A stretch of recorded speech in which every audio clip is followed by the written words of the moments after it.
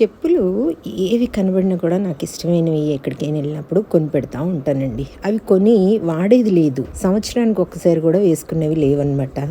ఇవన్నీ పక్కన పెడితే సోల్ మొత్తం గమ్ము ఊడిపోతూ ఉంటుంది కదా.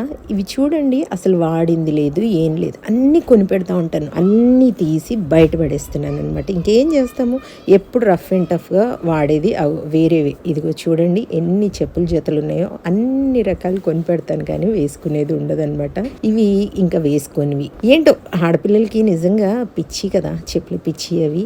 ఎప్పుడు రఫ్ అండ్ టఫ్గా ఎప్పుడన్నా బయటకు వెళ్ళేటప్పుడు ఒకటే టైప్ వేసుకుంటాను.